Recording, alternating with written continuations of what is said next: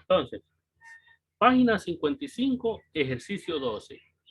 Estas son las condiciones, ¿ve? Si la recta L es paralela con M, o sea que estas rectas van a la par, tienen la misma distancia de separación, y me piden que encontremos cuánto mide el ángulo 1 y el ángulo 2. Oigan, pero qué facilito está. ¿Por qué digo que está facilito? Porque el ángulo de 120 es un ángulo correspondiente con el ángulo 1.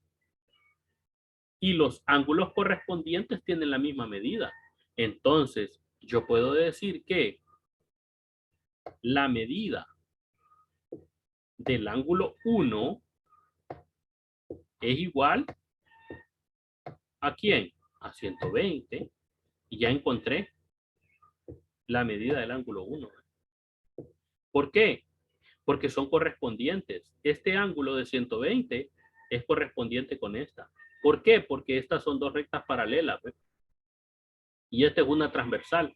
Esta recta aquí la pusieron como para fastidiarnos la vida. Pero nosotros tenemos que tener claridad en que cuando tenemos dos rectas paralelas y una transversal, hay diferentes ángulos que se forman en ese cruce. Y en este caso voy a hacer uso de ángulos correspondientes. Por ejemplo, el ángulo de 120 es ángulo correspondiente con el ángulo 1. Entonces, la teoría dice que los ángulos que son correspondientes tienen la misma medida. Entonces, por eso yo digo que la medida del ángulo 1 es igual a 120. Y ya tengo terminado esta parte del ejercicio. Ahora, encuentro la medida del ángulo 2. Ok. Yo puedo observar también que el ángulo 1, que la medida del ángulo 1, la medida del ángulo 1 más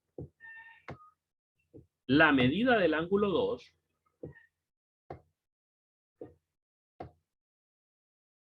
es igual a 180 grados.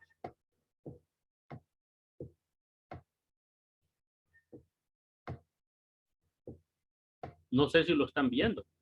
O sea, si yo pongo el transportador aquí y mido todo ese ángulo, me va a dar 180 grados. Quiere decir que este ángulo con este forman 180. Por eso escribo esta ecuación aquí. Ahora hago las sustituciones. La medida del ángulo 1 es 120. Entonces aquí escribo 120.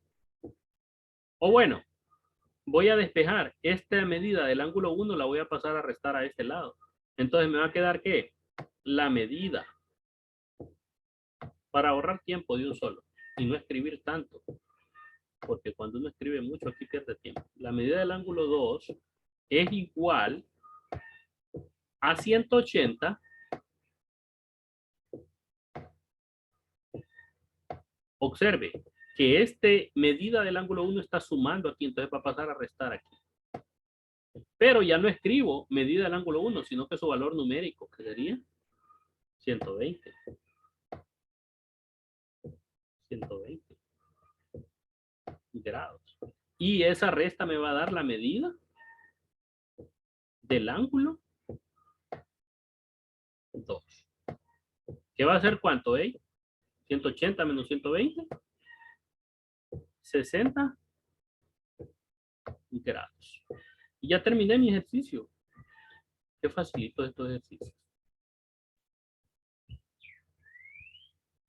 Hice uso de concepto ángulo correspondiente. Esta es la respuesta y esta es otra respuesta. Fíjense que esta respuesta, la primera no tuve nada que escribir. Solo observar. Ah, bueno, dije el 120 es igual con el ángulo 1 porque son correspondientes. Entonces lo escribí. Y para encontrar la medida del ángulo 2, hice uso de la primera respuesta y también de otro concepto que es ángulo complementario. Observe que el ángulo 1 con el ángulo 2 son, suplementarios. ¿Por qué son suplementarios? Porque suman 180. Eso es lo que escribí aquí, ¿ve? Luego despejé para la medida del ángulo 2 porque no la sabíamos, ¿va? Entonces es 180 menos la medida del ángulo 1. ¿Por qué menos? Porque aquí está sumándose, entonces pasa al otro lado a restar. Y en vez de escribir medida del ángulo 1, escribo su equivalente, que es 120. Aquí está. Hago la resta y ya me queda la respuesta número 2, que sería la medida del ángulo 2, que sería 60 grados. ¿Hay preguntas?